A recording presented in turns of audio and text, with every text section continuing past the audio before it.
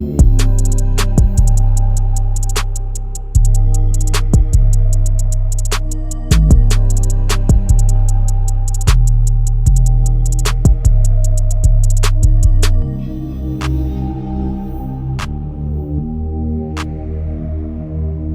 back to the Team to Beat Miami Heat podcast, your one-stop shop for daily Miami Heat content. My name is Amir. So last night, the Miami Heat had their best game of the season, one of the craziest endings I've seen in a basketball game in a long time. The Miami Heat defeated the Cleveland Cavaliers, shorthanded Miami Heat, no Bam, no Tyler, 140 to 138 in overtime in a thrilling game. Like that game was amazing and spectacular, and it was a huge win for this Miami Heat team. They are now 7-4. They've won, I believe, 3 games in a row now. They've won all 5 games at home at the Kaseya Center, which is a huge start for this Miami Heat team. 5-0 at home. They're protecting home court. They beat the Cleveland Cavs, who were, I think, the second seed going into that game. They were 6-3, I believe, only behind the streaking Detroit Pistons. And the Miami Heat came up with a huge victory. Like I mentioned, Bam Adebayo has missed 2 games in a row now at this point, and Tyler Herro hasn't played yet. So we're missing our 2 best players, our all-stars, and yet we're still able to find ways to win games. While in the past, the Miami Heat were always finding new ways to lose games, especially clutch games. And this was another clutch game and a very fun game. It was a roller coaster, and it would have been one of the most frustrating losses, in my opinion, if the Miami Heat lost this game. Like, I would have been so freaking pissed if they lost this game, especially the way they could have lost this game. But in general, exciting game of the season, huge victory for the Miami Heat, beating the objectively top 2, are one of the favorites to win the East or come out of the East. And the Cleveland Cavs are a really good team.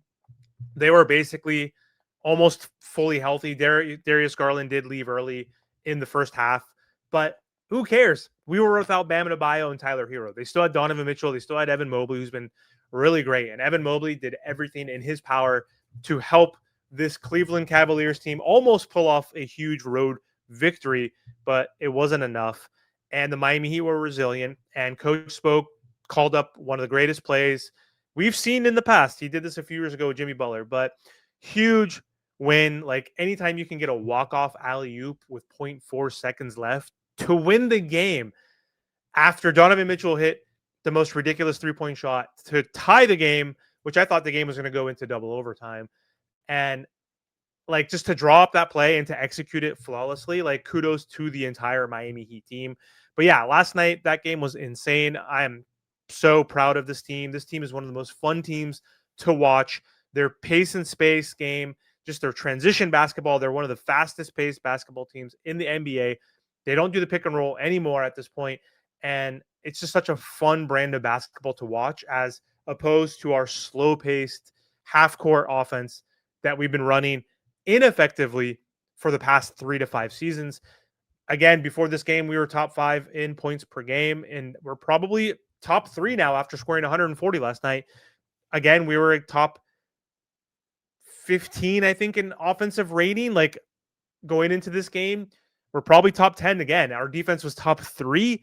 This team is fun. This team is different. This team is special. They're playing on both ends of the floor. They're turning their defense into offensive opportunities. They're hitting shots. They're playing like a unit, and just a ton of great things that I want to get to in this game. So starting off in this game, the Cavs did come out strong, and the Miami Heat, similar to the game against the Portland Trailblazers, came out flat and missed like their first 7 of 8 shots. But they were able to figure it out and close out the first quarter only down by 5. Cavs were up 30-25. Second quarter, though, the Miami Heat outscored the Cavs 37-23. So turned it around behind players like Davion Mitchell, Norman Powell, and Jaime Jaquez Jr., who continues to play amazing off the bench. Someone who could be the 6th man of the year or the most improved, or even both, perhaps. We'll see. But he's been amazing. And the Miami Heat were up by 12 at one point in the second quarter. Simone Fontecchio also in the first quarter, forgot to mention, scored 8 points as well. So he was on fire at the beginning.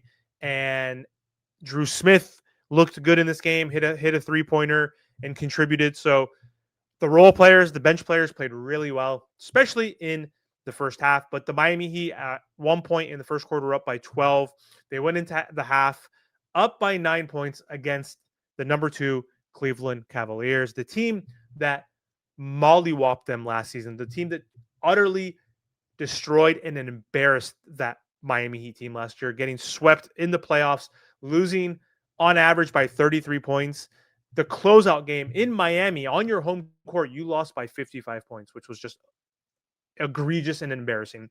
And this new Miami Heat team is different. That's not that same team that we had last season. And they remembered, and they were trying to win this game. And so they went into the half up 9. And third quarter, the Miami Heat didn't have a third quarter, thank God. They scored 39 points. So did the Cavs. And they were up by 9 going into that fourth quarter. This is where the Cleveland Cavs turned it around and woke up, essentially. The Miami Heat in that fourth quarter were also up by 12. And I thought the Miami Heat were going to blow another double-digit game in a close, clutch game. But they were able to hold on, obviously. But in that fourth quarter, Donovan Mitchell was 3 for 16, I believe, on threes the entire game until he hit that bullshit 3. Obviously, that was a bullshit 3. That was a prayer. He's very skilled. He's very talented. He's an all-NBA dude, all-star.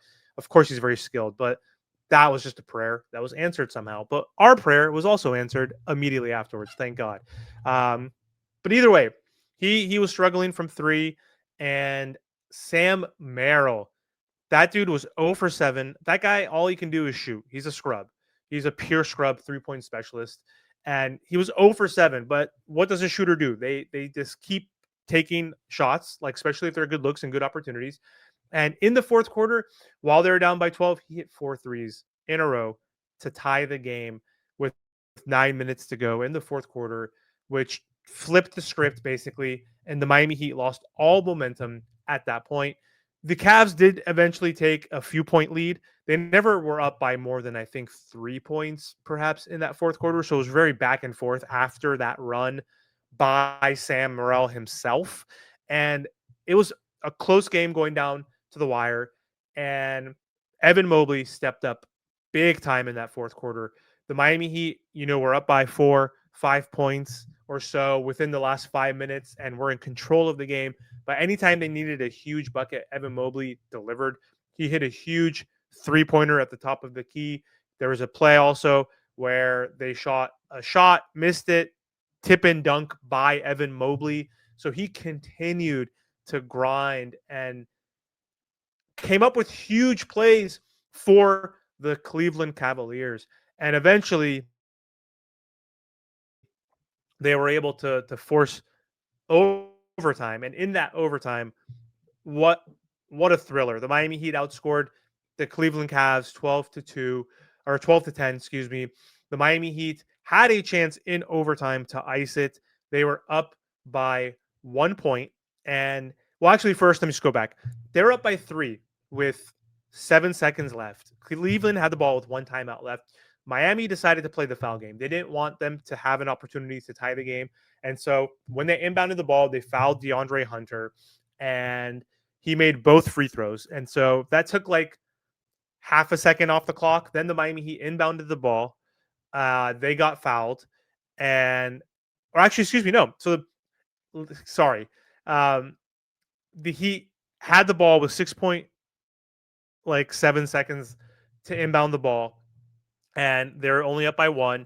Before they inbounded the ball, someone got fouled. I think it was Norman Powell got fouled before we inbounded the ball, which is a penalty basically. So it meant that we would get 1 technical free throw and the ball back. And so we're up by 1. Perfect opportunity to potentially ice the game.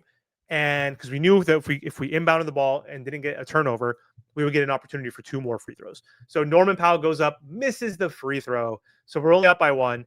We inbound the ball to Norman Powell. Now that shaves off like a few tenths of a second. So it's like 6.5 seconds left. He goes to the free throw line, hits both free throws, redeems himself, up by 3 with 6.5 seconds left. This time I thought we were going to play the foul game once again because the Cavs use their final timeout, and assuming that if we could foul them before they take a shot, then they get to